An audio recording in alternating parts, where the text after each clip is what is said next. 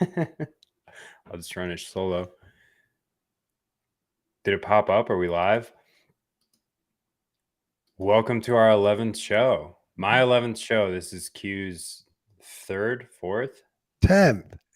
This is Q's 10th show. Just because you Happy 10th kicked me show, off, buddy. just because you kicked me off this stream, just like you kicked me off the last show we did together, doesn't mean that Deep. I'm not here. Deep. We're spicy Wait. on Friday morning. Yeah. Oh my God. Thank God it's Friday, man. I'm excited. I mean, I missed doing the show over the weekend. I think we should move into a 7-day rotation. Fuck 24/7 Zap.stream, baby. Keep the stats Literally rolling fuck in. off. I want to sleep. I want to Oh have life. no. Hold on. Here, you run the intro. I got to ping Tino because our Bitcoin Q&A account isn't live on Zap.stream right now. Oh, how convenient that we're only live on Alex McShane's Zap.stream. Yeah. How inconvenient that all of the streams broke except my personal account. Very convenient that the majority of Zaps go to Alex on Alex's streams. Very convenient. Yeah, But if only Bitcoin had a way to share custody of funds between multiple parties.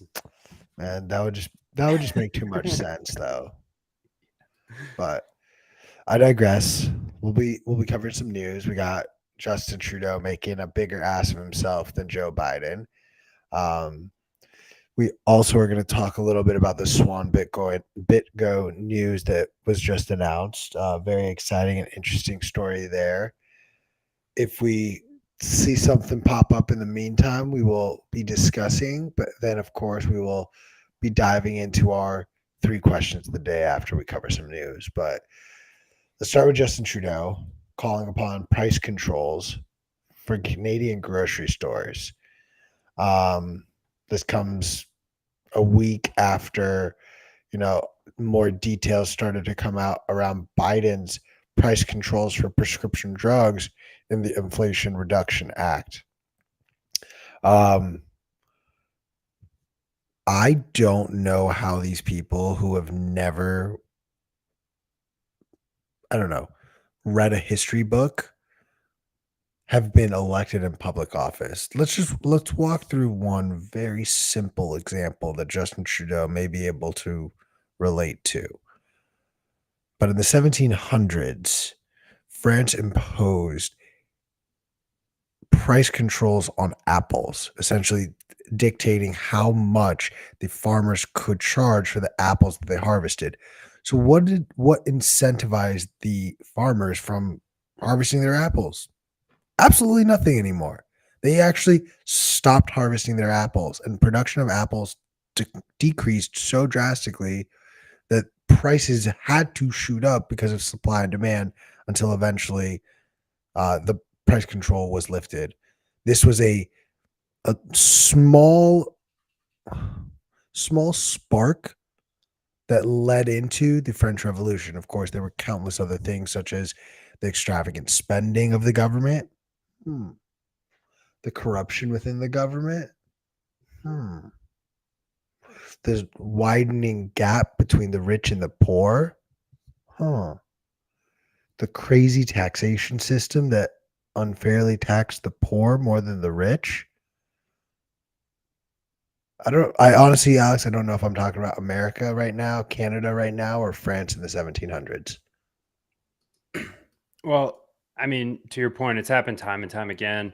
Look, price controls disrupt the natural supply and demand dynamics. It leads to inefficiencies in the market. It leads to panic in the markets. It leads to shortages or surpluses that can bankrupt people trying to run simple mom and pop shops and big retailers. We've seen them at home. We've seen kind of murmurings about them at home. We've seen, to your point, it's kind of hilarious, but I think I disagree. These people have been reading their history books. They've been reading the wrong history books. They've been reading, MMT. They haven't been studying their Austrian economics. Their understanding of economics isn't rooted in reality. It's rooted in power and what's going to help them kind of expand their power, further inflation. So they refuse, they're not incentivized off the bat to view the world, um, to view any kind of inflation free world. That's not in the calculus. And if you talk to most Americans or Canadians today, I think you'll find that that has been indoctrinated into them as well. I mean, sometimes I talk to my parents and they're like, but you can't have a fixed supply of money. You need just a little inflation just to stimulate the economy. It's so good for the economy, this injection of cash. And I think they've got the boiling point just right, man. People don't feel it. They don't quite understand. I mean, many of them do. Let's be fair, but I think the majority of people are just comfortable enough, that they're not in the streets. I feel like if everyone felt how we felt and understood what is actually happening to their money and how they're getting debased over time and how these price controls, I mean, this is a top down,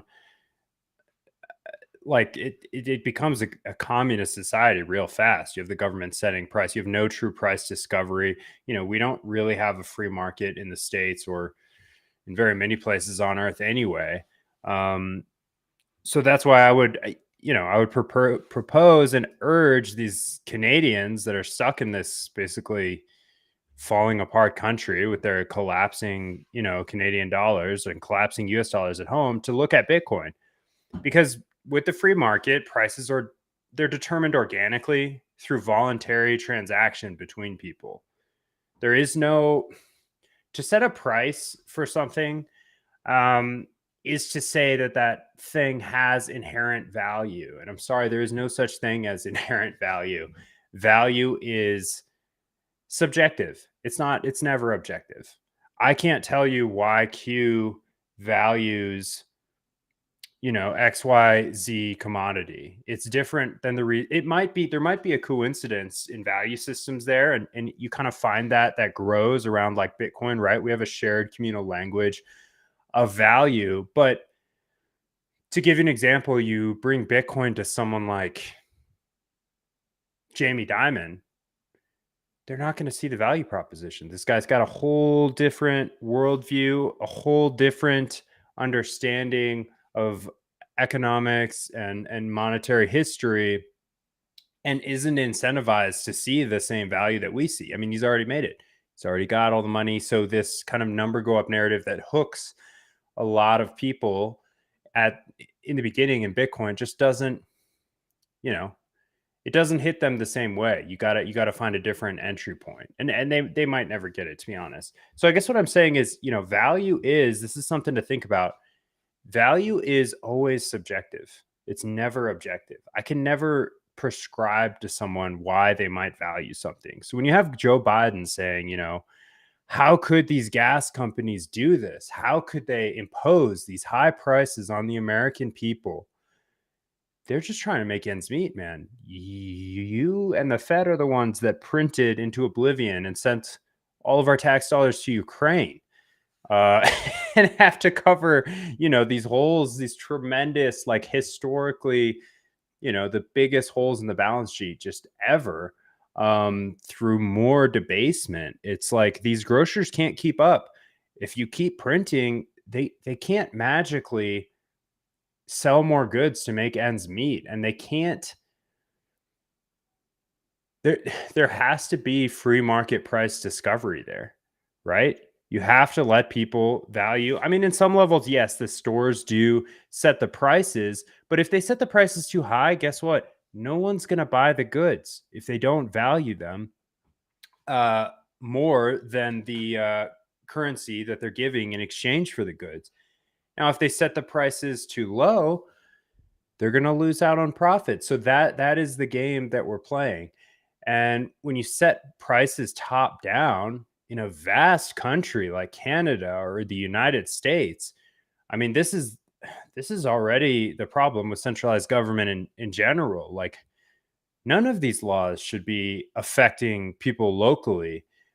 These politicians passing laws in places they've never been, in economies and kind of micro economies they have no understanding of. places with different traditions, with different supply chain dynamics, and just with different challenges. This is where Different local government, values. and totally different values. This is where local government can really shine. So this is just, I mean, Justin Trudeau, this Fidel Castro's son here is just an absolute laughing stock. I mean, this is just this is just the most bold, like brazen display of a complete misunderstanding of how inflation works and how economics work, and basic math. It's it doesn't take, you don't have to reach far back in history to see that price controls have never fucking worked.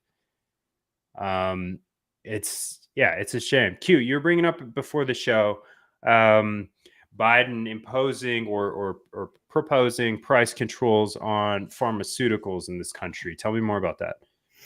Yeah, so in the Inflation Reduction Act, he is essentially dictating that 3 different drugs are going to have a fixed price. The larger issue with this, and to really simplify what happens when you do this, we just have to Do, look at do you India. remember the drugs by chance, or roughly Uh, what we're Give talking me a about? second and I can find them out for you in this show doc right here. But in the meantime, um, India did the exact same thing not too long ago. Mhm. But the drugs are a blood thinner, Eliquis, diabetes drug, Jardiance, and rheumatoid arthritis treatment, Enbrel. These are 3 of the drugs out of 10 that they're negotiating to essentially have price caps on. So Now, this, go ahead. can I just point out, this is a slightly different dynamic because you have necessary drugs that are, like, people will die if they don't get certain drugs, right? So when you have these evil pharmaceutical companies taking, 10,000% profit per pill sold, it's a little bit different scenario because people need to get those drugs, and they need to be, they need to be your dog's coming on screen. That's cute. You're muted. Sorry, what'd you say?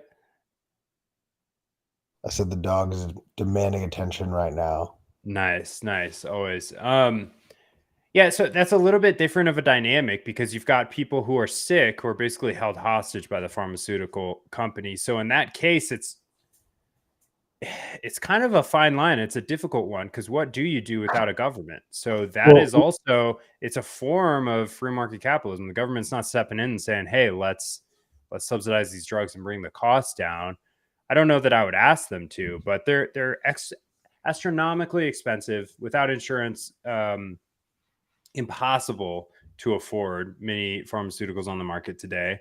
Um, I don't know. Q, what do you think? Are there any solutions there without government interference? Would the price of these things, and without the collusion of insurance companies, would the price of these things naturally fall?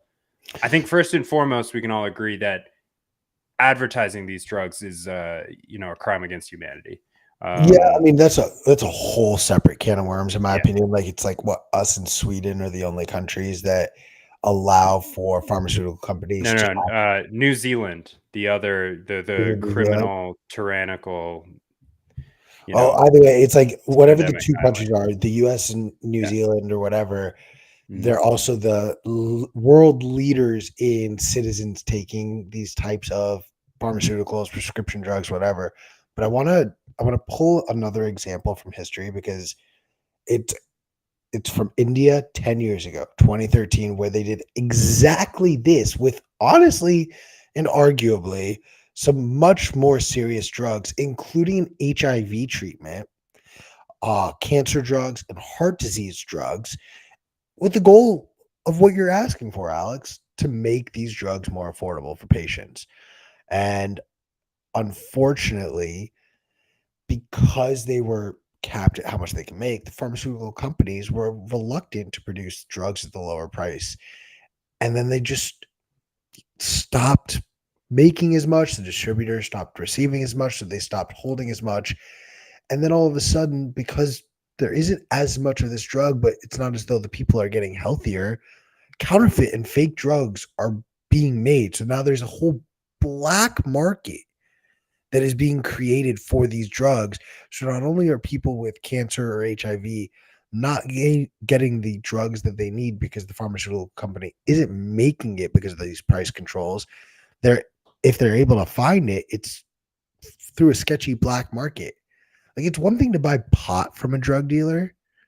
It's a whole other ball game when you're taking your cancer medication or your heart medication from a stranger who made it in his basement.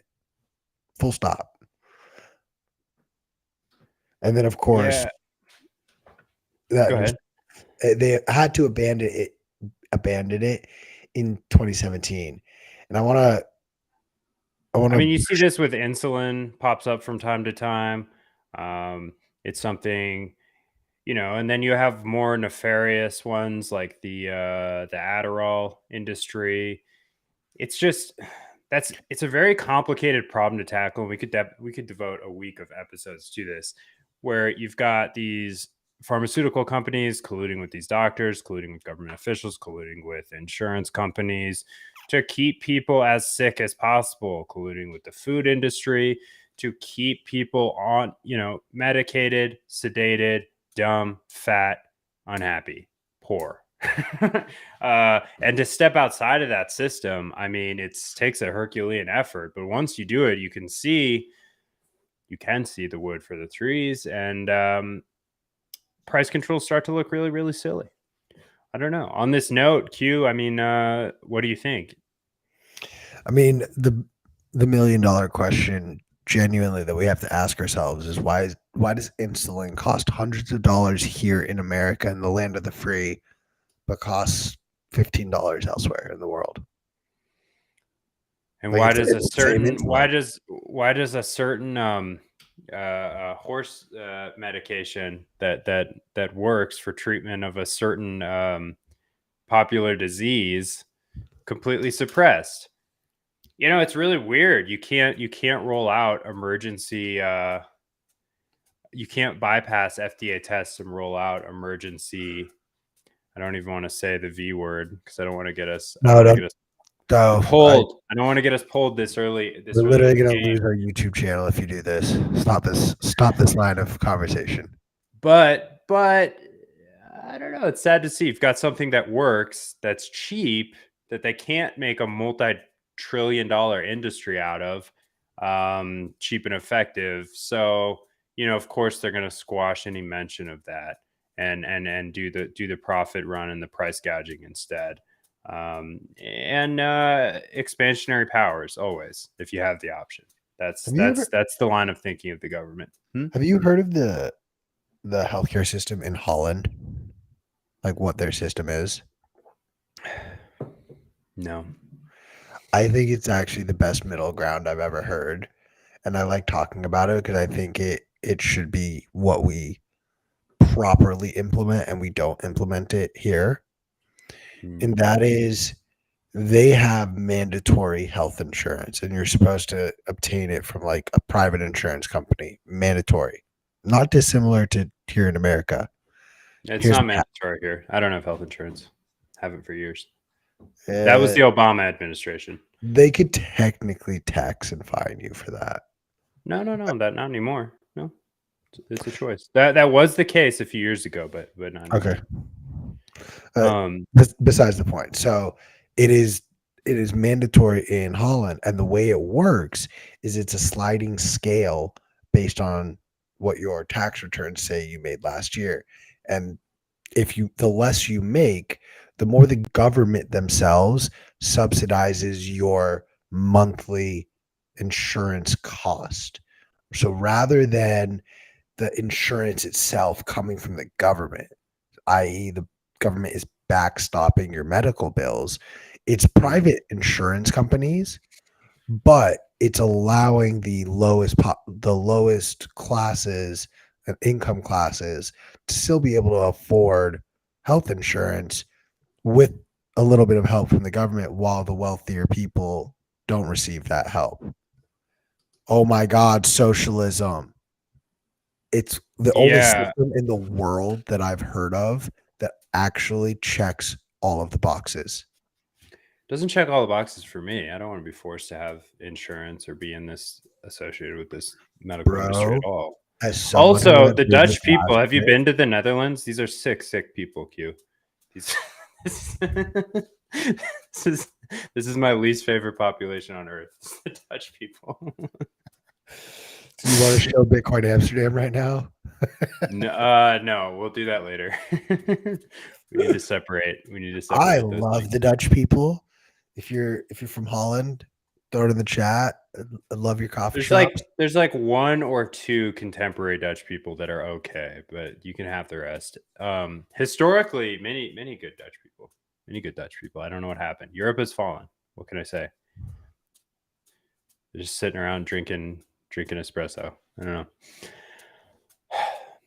That I don't know. That just sounds like that system sounds to me like the government is just propping up a racket and just subsidizing the insurance industry. I mean, the insurance industry in a nutshell. I mean, I have crazier takes than this, but I think for a middle ground where the largest complaint for people against like healthcare for all, government healthcare, whatever those systems are, is they want private healthcare. They want to be in control of their ability to see a doctor or not see a doctor, and more expensive, higher end private insurance affords them that opportunity while maintaining that all insurance companies are held in the private sector prevents this like fake government backstop, because it's not the government that's backstopping medical bills, it's still the private sector. And that is the ultimate issue globally.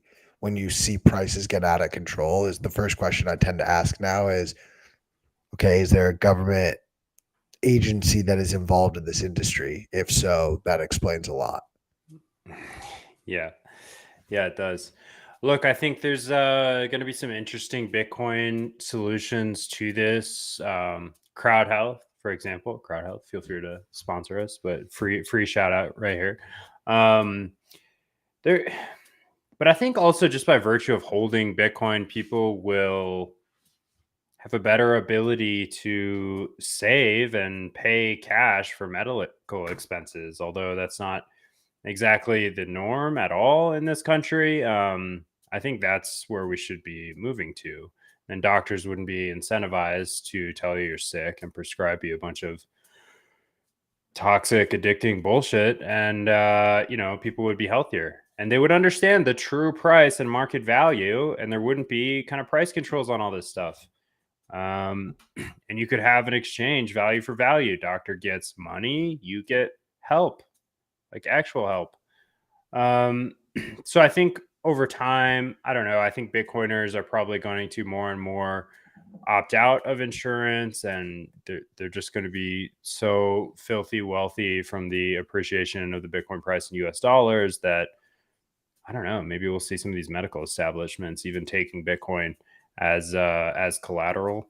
Um, it'll be interesting to see how this plays out. Yeah, but I guess to wrap on the price control segment, and then Q, let you say your last thoughts on this.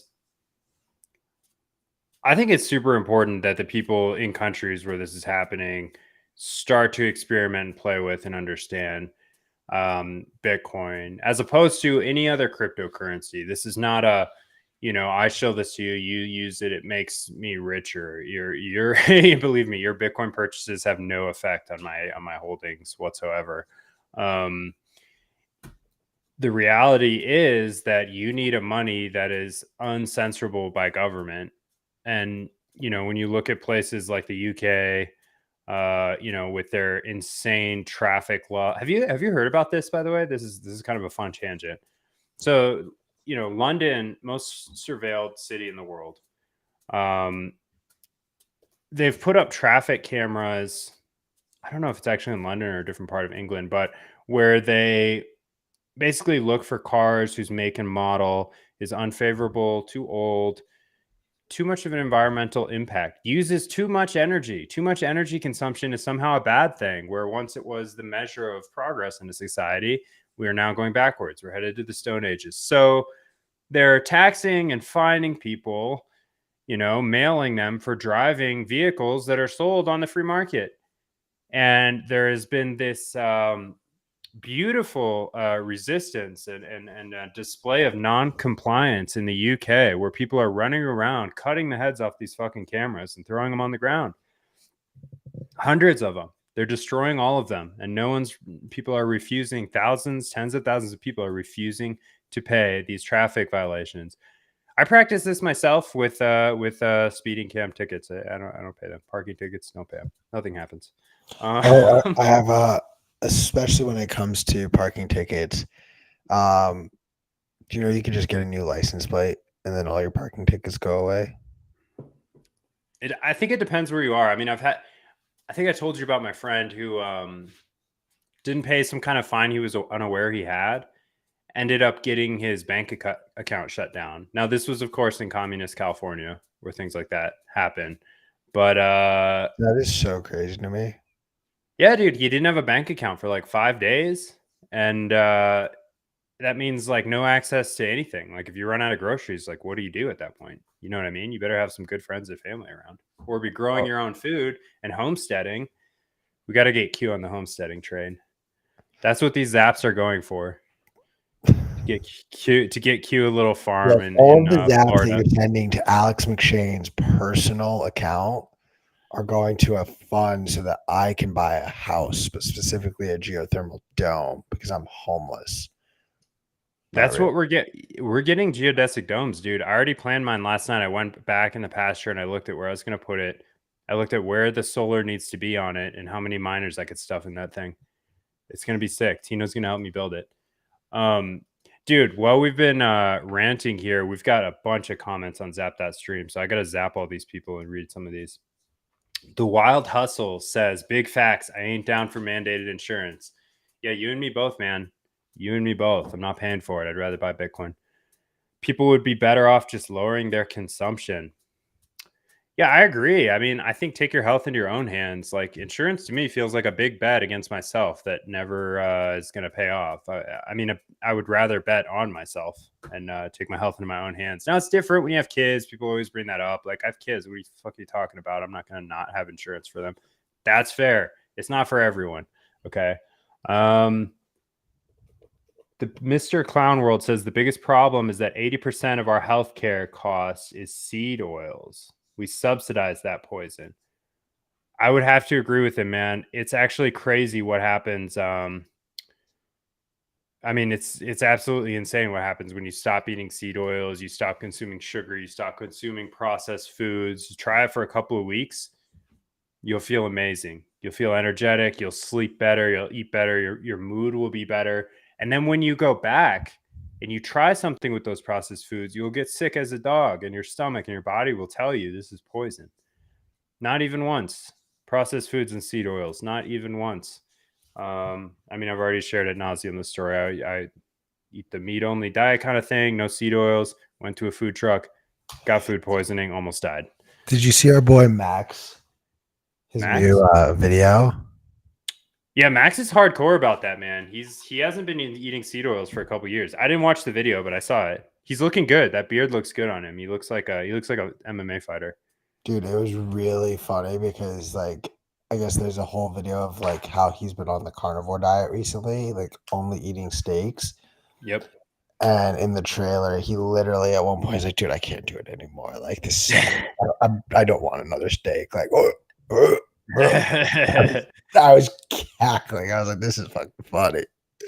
Yeah, you can't go steaks only, man. Steaks, you're gonna get you're gonna get heavy and you're gonna be slow. You gotta diversify the meat there, and also you can't be cooking all that shit, guys. I'm sorry, but that black part on your steak, that's fucking carbon. Like that's not good for you. Like you can't cook you gotta learn to eat raw meat. Everyone's got to switch to a raw meat diet. There, I said it. No, but you gotta diversify. The steak thing every day gets really expensive. You can have a lot, but you also have to lower your consumption of that thing. You won't get sick of it so quickly. Think of different ways to cook it, I'm telling you, throwing raw like a tartare into the rotation, just don't put all the bullshit in the tartare. It really makes a huge difference. Maybe you got some chicken in there, Q, did I tell you that I'm getting chickens? About time. Yeah, I know, dude. Our the ones that we got in Iowa are so old that they're gonna stop laying soon. So I'm gonna get some more down here when we get back from Tokyo. Nice. Can't wait. Yeah, I'm excited, dude. I'm gonna get some eaters and some layers, and it's gonna be good. All right, let's see what other comments these guys got. What do people even go to the doctor for? This guy says. Yeah, I hear you. Get Q a house. Seth is trying to help with this fund to get you a house, Q. I'm gonna send Seth some sats. Oh God, no! My Lightning wallet ran out. Raw cow balls are amazing," said Lou. Wait, you got Nice. zapped like over 2,500 zaps. How did you already run out of? Because I don't want y'all spending my zaps. No, I'm just kidding. These are on different. These are different wallets. And I've got so many Lightning wallets at this point that I don't even know where this is. So I'm not going to do it live. But all right, Q, give us your take. Raw These meat, are man. lost Bitcoin. Raw meat. I mean, look, I like sushi. I think raw meat on occasion is fine. Like beef tartare is a delicacy. I'm not eating beef tartare every night. I'm not eating steak every night for that matter. Like all you fuckers You are gonna should have listen. You shouldn't eat anything every. You shouldn't eat any one thing every night. That is not. That is not water. the. You should have water every You day. should have water every day, but you shouldn't be. I mean, you got to switch it up, guys. Food is one of the most exciting, like enjoyable parts of life. Oh, I In fact, it might agree. be the only enjoyable part of life. So you Uh, can't just eat the same thing every day. I mean, look, I love to cook. Like I love Yeah, yeah. like really cooking, putting in effort. I've started getting into like making sauces and marinades from scratch, and it is a game changer personally. And again, it goes back to this idea of, and this is my What kind long. of sauces are you making? This sounds like a seed oil soup. No, because I typically don't use any oils, and then if I do, I get like good European olive oil, or although now I'm reading avocado oil is bad. Everything's bad for you, man. Just like Avocado oil is bad. just know that everything is bad for you. Olive oil is also bad, but not for the reason you think. It's that most of the olive oil that makes it to the United States, like these Isn't Europeans real. know, man, there's like these retarded Americans are not going to know the difference between rancid, expired, sun exposed bullshit, bottom of the barrel olive oil, and good Italian, Spanish olive oil. I love that. Like I can picture this conversation happening where two pretty stocky Italian guys are going back and forth. Like, no, man, the Americans they won't know, man. Just send them the shit, man. This is not a dude. You just went full Scarface. This is an Italian accent. Yeah, I don't know. I'm more of a butter guy. Yeah, a good European salted hand churned butter over Fair. olive oil any day. Because look, cooking in olive oil is it's a mess too. It's a mess. It's disgusting. It's over. That's not the fat for me. I like butter as my fat in All almost right. all Well, cases. here's a quick little newsflash for you. If for marinades, can't really use butter. For dressings, you can't really use butter because these things have to cool Shit down in the coins. fridge. That's two shit coins you just named right there. Oh, This is two non-essential oh, things that should never touch the plate. Never in this temple. Never in this temple. mm, mm, mhm, All right. mhm. What do we got? I feel like we're down like 5 news stories today. Oh, Oliver Anthony. We should have wrapped this into the price control conversation. Oliver Anthony doesn't know what the fuck he's doing when it comes to. He's never had so much success. It happens. It happens. You see it happen. You saw it happen to the Beebs for like years. So basically, he had a contract with a venue. Can't remember what the venue's called, but it held about, we'll say, 1,500 people. He then asked to be paid something between like 120K and 150K. The venue's like, cool, let's do it. We'll sell our tickets for like $50 to $100 a pop, and we'll break even. This will be a great show, and people will, enjoy our venue, and everyone's going to have a memorable, grand old time. Value for value, right? Oliver Anthony says no, imposes some price controls of his own, says, fuck that. None of my tickets should cost more than $20. That's some left brain, like low IQ math right there. I'm sorry, Oliver Anthony. You need something of an agent or something, someone to kind of look over your economic situation, because that doesn't make any fucking sense. How is the venue supposed to pay you and go broke? They would be down 75K if you sold the tickets at $20 a pop. So you either need to rethink your rider and your fee, or you need to accept that you can't price fix, man. You gotta look at the whole picture here. I know it sounds nice for everyone to kind of, I know you're single-handedly gonna raise the lower classes into the middle class in this country, but you got to think realistically here. There's real numbers at play. This is reality. So I think he could use a lesson in Bitcoin. I think he should answer the thousands of Bitcoiners that have emailed him and asked him to come to events or read this or that. Or, I mean, it's a tall order, but I think we could get to him eventually and get him, get him interested, get him on the right path. It seems very aligned with his basically anti-state stances at some point, which I'm totally aligned with him on. I just think this was kind of an unsavory move, and it was a totally avoidable hiccup. He just didn't understand the dynamics of that value for value of exchange. So yeah, let's get him educated, guys. Bitcoiners, write to him, tell him what's up, get him on a Bitcoin standard. He'll make more money, and he'll be able to put on shows kind of in the ethical way, which seems like his intent is good, right? He's not a bad guy. His intent is good. It's just a misguided reaction. The guy is a sweetheart. I've listened to a couple hours of him on podcasts. Very sweet man. Just wants to help people and basically be left alone by the government. And who can't respect that? So I mean, I think his heart's in the right place. He just needs a little help there with the math. Q, any thoughts on that? I just think like I'm not trying to say this to sound like a dick. He's a rookie. He doesn't understand the business side of this. Like he just wants to make good music and share it with people. And I respect and admire that.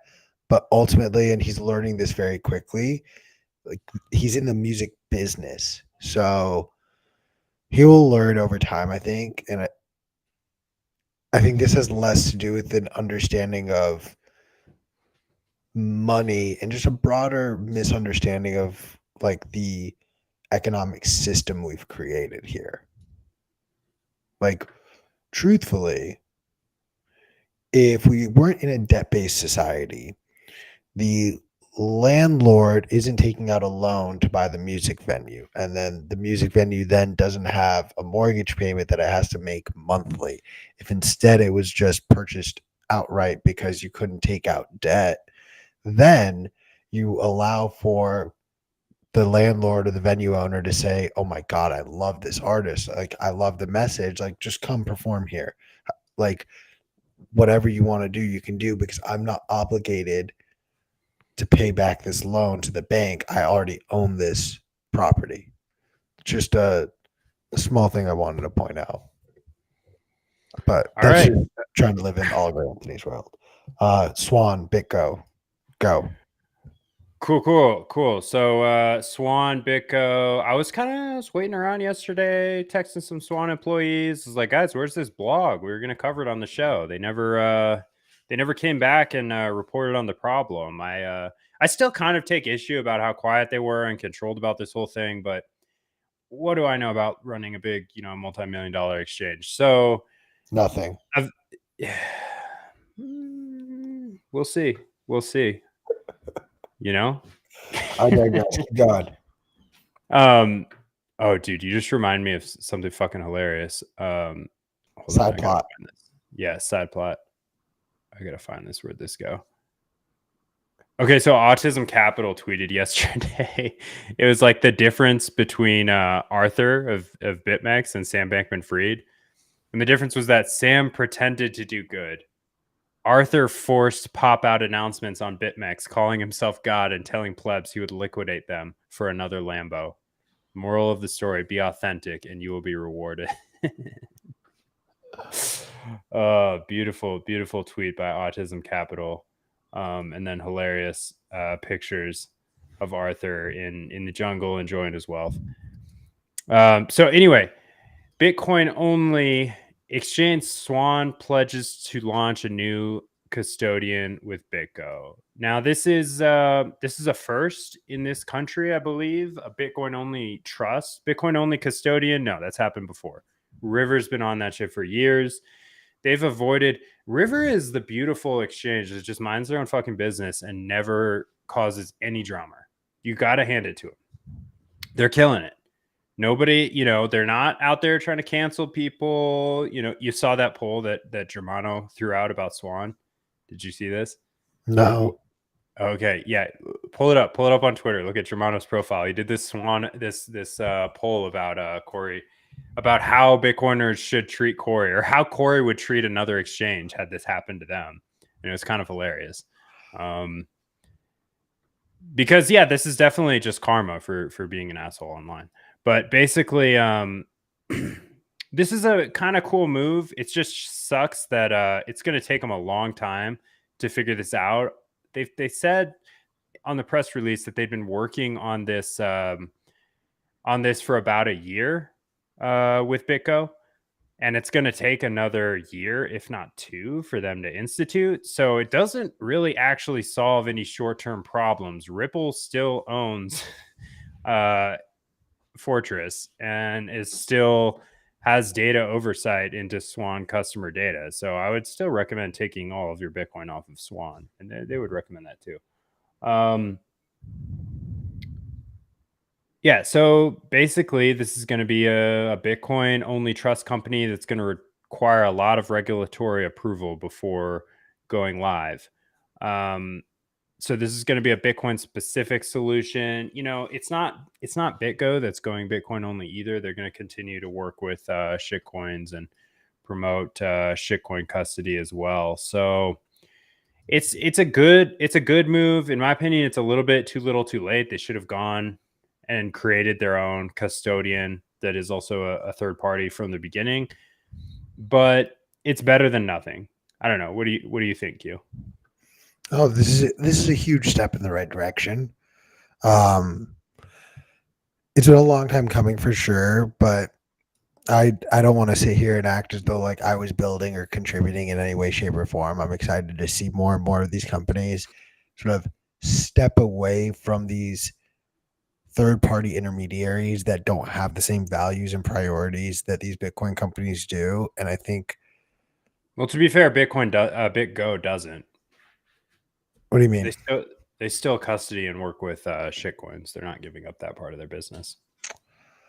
But they have agreed to create this new entity, which is cool. Fair, but this becomes a separate entity, so it does allow for a layer of protection, whereas in other instances, what happens in the shitcoin universe can come back and bite Bitcoin in the ass. Theoretically, now we haven't looked actually at the details of this, and there very well could be some sort of like crazy tie-in that if BitGo's other side of the business does, for whatever reason, collapse, it's tied back to this new endeavor with Swan. Truly don't know those details, and I'm just simply posing a question. So it is worth recognizing and paying attention to those types of details. But overall, the intention of this and what this is hoping to accomplish, it's very exciting to see. Like, this could be a step towards the actual separation of Bitcoin and crypto. And if contagion were to happen in the crypto industry and not spill over into the Bitcoin space because of something like this, that would be a huge step towards combating that FUD that Bitcoin is crypto. I think so, but the problem is the Swan customers have 2 years to try to not get rugged by Ripple and BitGo and Fortress. I mean, the setup sounds robust, but in the end of the day, if you're going to leave your Bitcoin on exchange, you're relying on trust. My issue with Swan is that I couldn't withdraw my Bitcoin. It took a month. It had to sit in there, and then it had this terrible fucking UX for withdrawing your Bitcoin. You'd go around this kind of circle of it was like a 4-step process. It's like, no, just implement Lightning. Let me withdraw whenever I want. But no, it would hold it would hold all of my Bitcoin for, I think it was like a minimum 10 days, and then it ratcheted up to a month at one point. And I was like, okay, I'm done here. I mean, I can't, that's too long. That's too long. I don't know if that's still the case. I'm just saying, be careful out there. If you can't withdraw immediately, huge red flags. So the interesting thing about this plan is that they've got two routes. Basically, their plan is to either acquire an existing trust company or build their own. If they acquire a trust, they aim to be live with customers by Q1 of 2024. Now, that doesn't mean they will be live. That's just their intention in the next 6 months here. So if instead they build a new trust, the goal is to go live by Q3. So I always give kind of a 30% ambition tax on any of these projections by companies. So I'm thinking Q1 2025 is when we're going to get this trust live. And we better hope nothing nefarious happens between now and then. But also get this Fortress CEO out of here, man. Oh my God. This Purcell guy that's just, like been a black plague on these companies. Yeah, man. I guess until then, Swan is just kind of owned by Ripple. Swan Custody owned by Ripple. Very, very ironic. Sad to see. As an early stage investor, I want them to do better. I hope they navigate this well and efficiently and quickly. And I hope the new kind of BitCo custodian partnership, makes them prosperous, but more importantly, protects customers and gives great kind of inter-party oversight into a process so that no one entity can be moving customers' funds around, Yeah, I mean that's the dream, but That's the dream. until then, we'll be answering some Bitcoin questions now because we got a little more than 10 minutes. But first one I think feeds in very nicely to this show today. How does Bitcoin solve price controls in a nation? I feel like we've answered that. But we can rehash it really quick. Just to put a bow on it, I just wanted to say, if anything, having this fixed supply of money, having a hard money, makes it very difficult to manipulate the price of money. And as a result, you can't manipulate prices of goods and services if you can't manipulate the money because there is a fixed supply.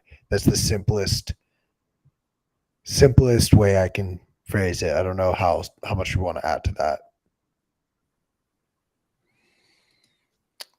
No, I think it's good. How does Bitcoin solve price controls in a nation? You have a free market. You have true price discovery. You have true kind of supply demand economics playing out, which is really what you need. It's been the resistance to embrace a free market that has caused so many kind of problems and power struggles in countries all around the world. In a free market, both parties win. You can collaborate. Capitalism is good.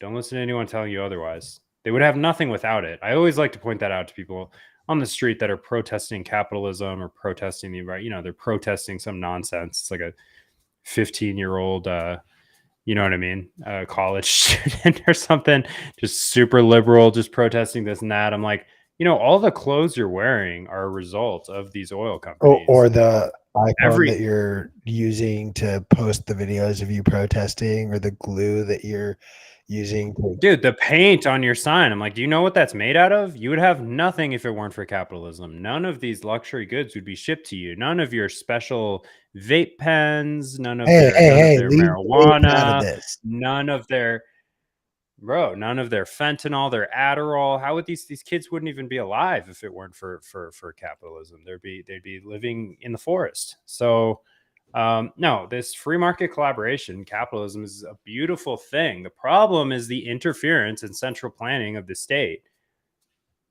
What's going on with your coffee? It's just hot water, and it's like, ew.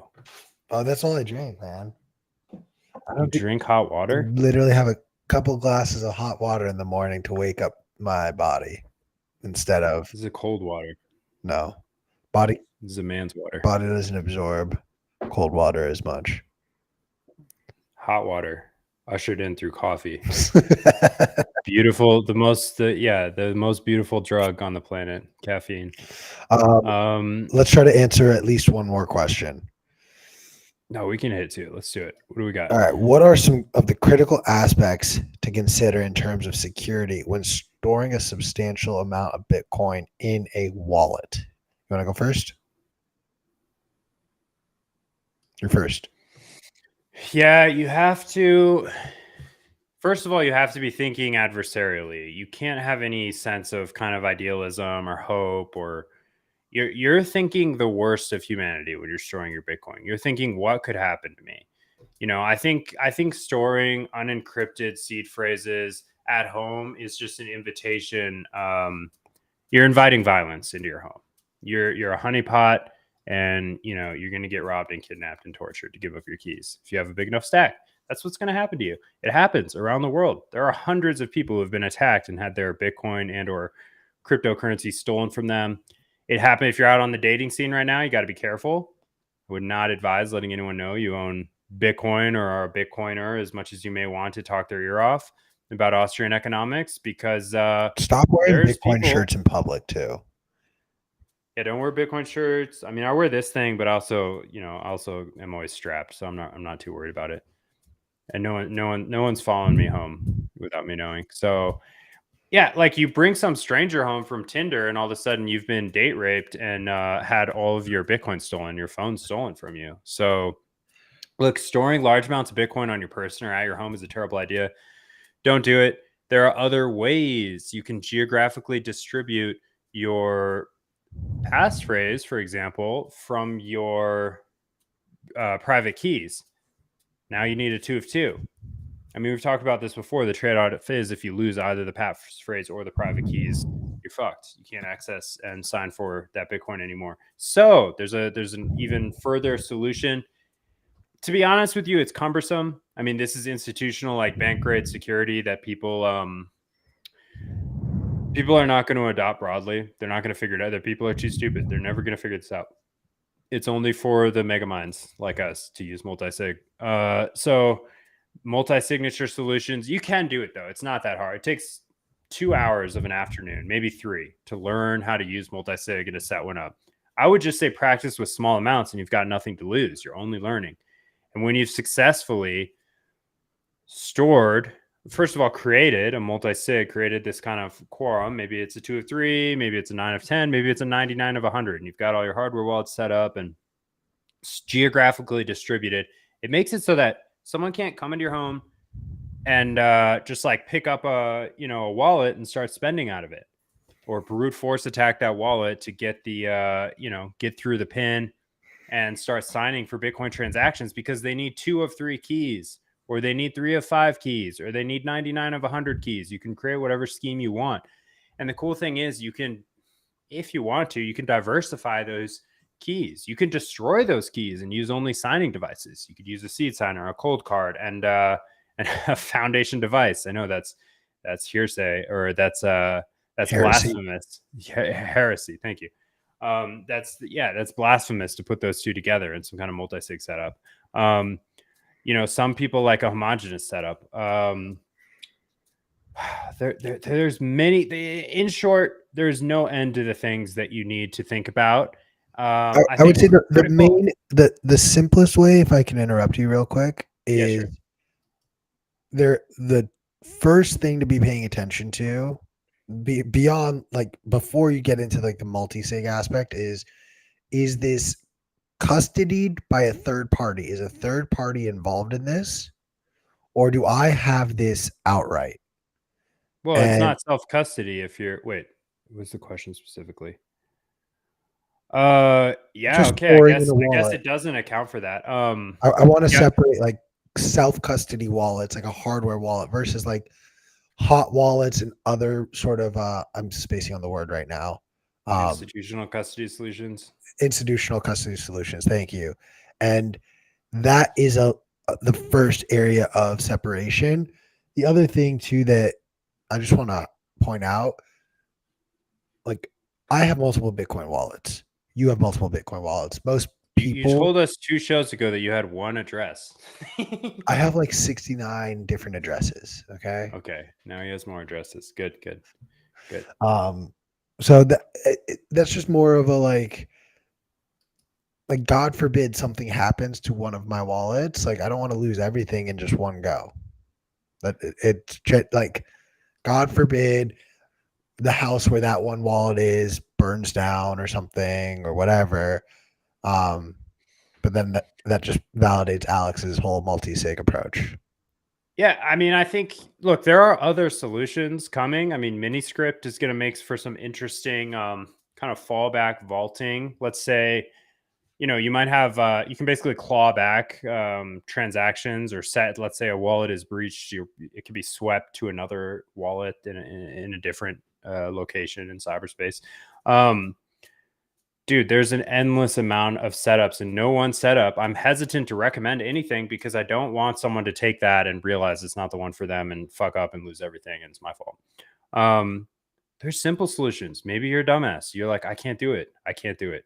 I can't withdraw my Bitcoin from exchange. I'm going to keep it on Swan and just hope Ripple doesn't rug me.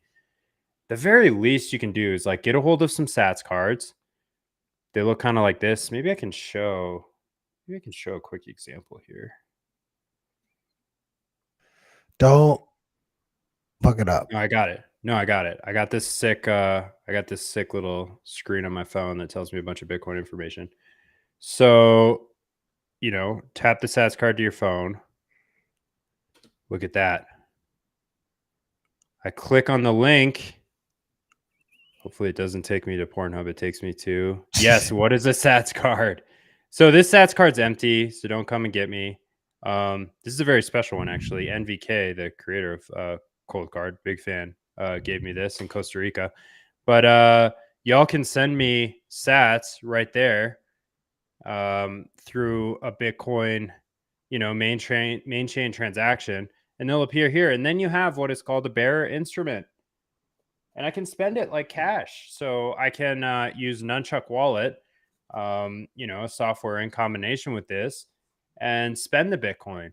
I don't really spend a lot of Bitcoin. I'll prefer to use a Lightning wallet. If I do, it's a little bit faster, more efficient. But the point is, you can orange pill someone by just giving them this. That demonstration took 2 seconds. Anyone can understand it. QR codes finally, like 30 years later. I mean, QR codes have been around in Japan for 30 years, but in America, we're starting to use them more and more. They have a really good use case for Bitcoin. So people are starting to understand, like, okay, this means I can deposit and they'll send Bitcoin, fill up the address, and you could just give this to people, friends, family, and now they have some Bitcoin. All they got to do is keep track of this card.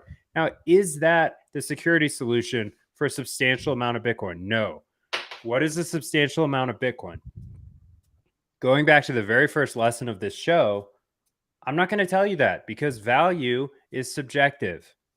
There is no objective amount that is, a big amount for everybody.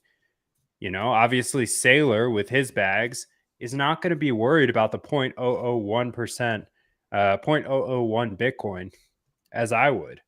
I would be devastated to lose that many sats. But, I mean, Sailor's not keeping track. He's only counting whole numbers. He's only thinking in terms of full Bitcoin. So yeah, that's just to prove that, look, no one size fits all for everybody. You need to spend time looking at a diversity of solutions, and you need to, I mean, it's easiest to just pick a day of the week or pick some time every week or a little bit of time every day and just start exploring this stuff. Multi-sig, passphrase, single sig, different hardware wallet manufacturers. Maybe you want a brain wallet, different ways to do Bitcoin and self-custody. The important thing is that you get started because institutional custody is not a viable option. You might as well just hold like, what are you even doing in Bitcoin with institutional custody? It's just not even. I don't even like institutional. When they're part of the setup, the Casas and the Unchained. No thanks. I don't need that kind of privacy leak in my life. You can build this stuff at home. If I can do it, trust me, you can do it. It just takes a little bit of time and a concerted effort, but you'll get there. I think we also did during that hit the how to multi-sig wallets enhance security of Bitcoin assets. Oh, nice. Yeah. So Yeah. we did They hit our 3 prevent, questions. just to put a bow on it, they prevent a single point of failure. You need a quorum of X out of Y signing devices to send Bitcoin. So if you geographically distribute them, someone comes to your house and steals one of your wallets. Oh no. Well, they can't spend with it. If it's a 2 of 3, they need at least 2. So they gotta go to that other geographical location, and hopefully you're well distributed. Um, anyway, all right, let's wrap this up. Yep. I gotta get off, but that's gonna do it for the first week where we gave you guys 5 episodes of Bitcoin Q&A. Alex will be back Monday. I I gave them will 5 once again episodes. I will once again not be giving you 5 episodes next week. I may or may not be, depends on if Frontier wants to give me internet or not. But until then, have a wonderful weekend. Like and subscribe, please. Leave us comments with questions you've got. We will dig into all of these and more next week on the show. Thank you. Yo, please like and subscribe. Super appreciate it. That shout